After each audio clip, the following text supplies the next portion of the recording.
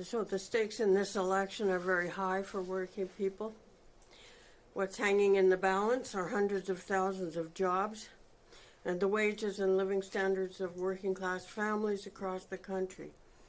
Medicare and social programs are also on the table, along with Canada's foreign policy, our economic and trade policies, the environment, and people's sovereignty and democracy. While Trump's tariffs, endorsements, and threats of annexation are the greatest foreign interference ever seen in the Canadian election, they also expose the rot and violence of U.S. imperialism as it moves towards fascism and global wars of conquest, genocide, and control. Tory leader Pierre Poilievre is Trump's man in this election, a right-wing populist whose party he linked up with far-right religious and political groups to move politics far to the right, like Trump and MAGA in the U.S. While pretending to fight for workers, but not unions, as he said, the Tories will deliver big dividends for big business and attack the rights and living standards of working people, women, youth, seniors, Indigenous peoples, people of color, refugees and migrant workers, and the 2S LGBTIQ community, and many more. Liberal leader Mark Carney has a long history representing ruling class interests in Canada and internationally. He plans to deliver big dividends to big business with tax cuts, cuts to social programs and spending, and big increases to military spending, including NATO, NORAD, militarization of the Arctic, and expanding Canada's military industrial complex, quote unquote, to secure jobs.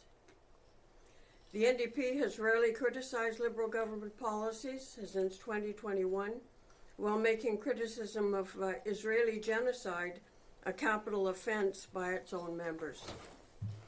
The Bloc Québécois leadership see the current struggle with Trump as an opportunity to negotiate new deals between Quebec and the U.S.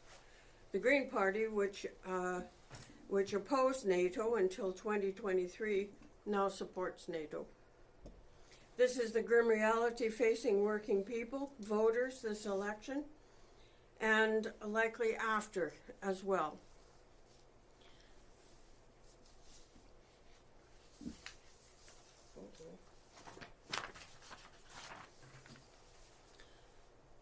Instead of voting for the least worst voters in this ridings where Canada has instead of voting for the least worst, voters in the ridings across Canada where communists are running can vote for candidates who will fight for their interests and for policies that will deliver multilateral and mutually beneficial trade,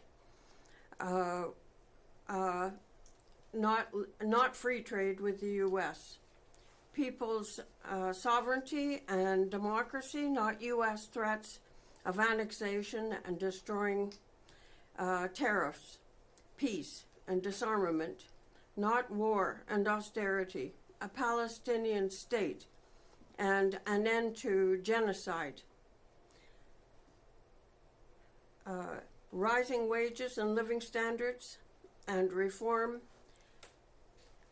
that raises rates to 90 for unemployment insurance, that raises rates to 90% of previous earnings for the full duration of unemployment, not recession, inflation, and unemployment, price controls, not price gouging, and unprecedented profiteering, strong public services like the CBC and Canada Post, and expanded social programs and Medicare, not privatization on the heels of 1,000 cuts, and real action on climate change, which includes nationalizing energy and natural resources.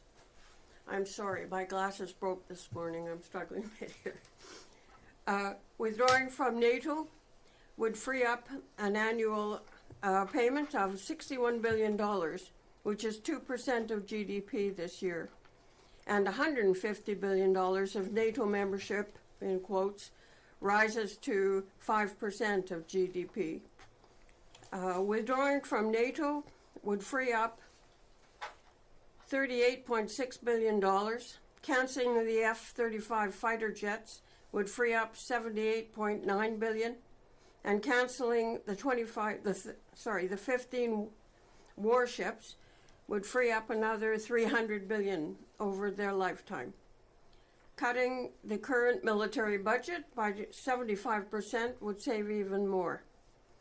This is money that should be used to fund universal social programs and public services, build social housing and public transit, raise wages and incomes. Investing in peace or in war, that is the real choice in this election that will move the country in one direction or the other.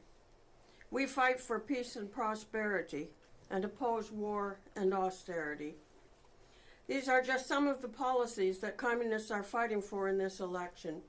You will find more in the election flyer that we sent to the parliamentary press yesterday, or at our website at communist-party.ca. These policies and others are the reason that votes to communist candidates are rising, and interest in socialism is also rising. This is what worries Poilievre, who, like Trump, continues to suggest that socialism and fascism are the same thing, citing the Nazi Party's name and claim to be a socialist party as evidence. It's a crude attempt to stampede workers and youth who don't know their history to the far right and to the Conservative Party, Canada's MAGA movement today. These lies, conflating socialism and fascism, are a threat to democracy, to labor and democratic rights, and to an informed electorate, as the results of the U.S. election clearly demonstrate.